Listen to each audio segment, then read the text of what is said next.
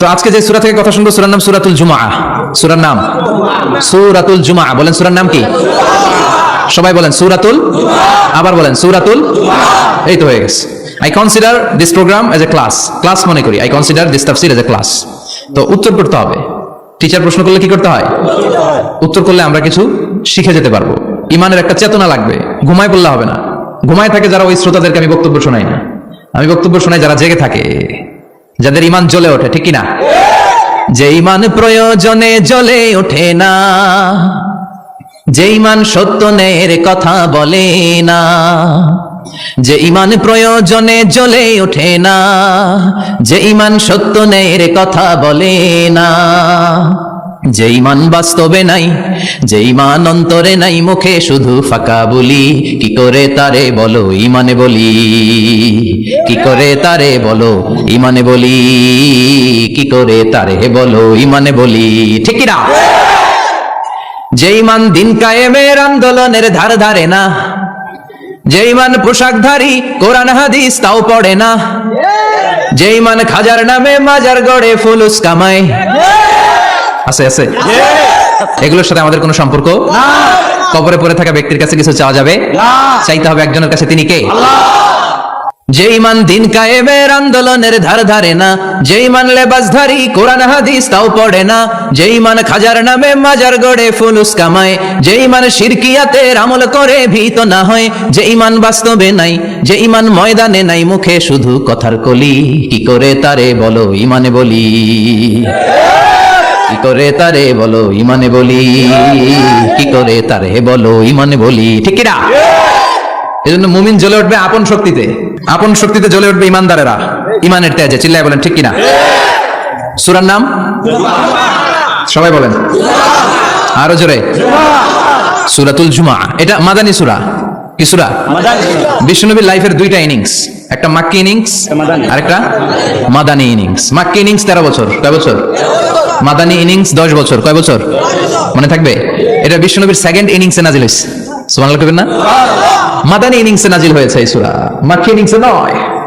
বিশ্বনবীর মাক্কি জীবন আর মাদানী জীবনের কিছু পার্থক্য আছে। মাক্কি জীবনে বিশ্বনবী খুব নীরব ছিলেন, চুপিসারে তাওহীদের কথা বলতেন। মাক্কি জীবনে বিশ্বনবী সবচেয়ে বেশি ফোকাস দিয়েছেন তাওহীদের প্রতি। কিসের প্রতি? মাক্কি ইনিংসের কর্মসূচি ছিল তাওহীদ, ছিল রিসালাত, ছিল আখিরাত, এগুলোর কথা বিশ্বনবী বুঝিয়েছেন। আর মাদানী ইনিংসে বিশ্বনবী সশস্ত্র সংগ্রাম করেছেন। ইসলাম শান্তিপূর্ণ ঠিক আছে, কিন্তু ইসলামের পিঠ যখন দেয়ালে লেগে যায় তখন ইসলামেরও সামনে বাড়ানোর দরকার আছে না নাই? যে ইমান প্রয়োজনে জ্বলে ওঠে না, জ্বলে উঠেছিলেন বিশ্বনবী আপন শক্তিতে, ঠিক কি না? তো এটা মাদানী ইনিংসের সূরা, এটা মাক্কি জীবনের সূরা নয়। আমরা এই সূরার আলোকে আজকে শোনার চেষ্টা করব যে জুমার দিনের, জুমার সালাতের এত গুরুত্ব কেন। বিশ্বনবী জুমার দিনকে বলেছেন ঈদের দিন। কিসের দিন? কথা বলেন। আমাদের দুইটা ঈদ আছে না? ঈদুল ফিতর, ঈদুল আজহা। এর পাশাপাশি জুমার দিনকেও বিষ্ণু ইসা ইসলাম বলেছেন হাদা ইয়াউমুল ঈদ, হাদা ইয়াউমুন জাআলাহুল্লাহু লাকুম ঈদান। তাবারানির হাদিস।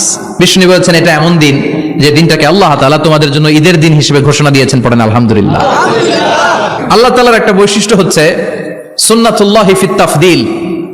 এক এক জিনিসের উপর আল্লাহ এক এক জিনিসকে বৈশিষ্ট্যমণ্ডিত করেন, মর্যাদা দান করেন। ফাদ্দালা জামানান আলা জামান কামা ফাদ্দালা মাকানান আলা মাকান, ইনসানান আলা ইনসান। আল্লাহ ব্যক্তির উপর ব্যক্তিকে প্রাধান্য দেন, আল্লাহ সময়ের উপর সময়কে প্রাধান্য দেন, আল্লাহ স্থানের উপর স্থানকে প্রাধান্য দেন। এটা আল্লাহর সুন্নাত।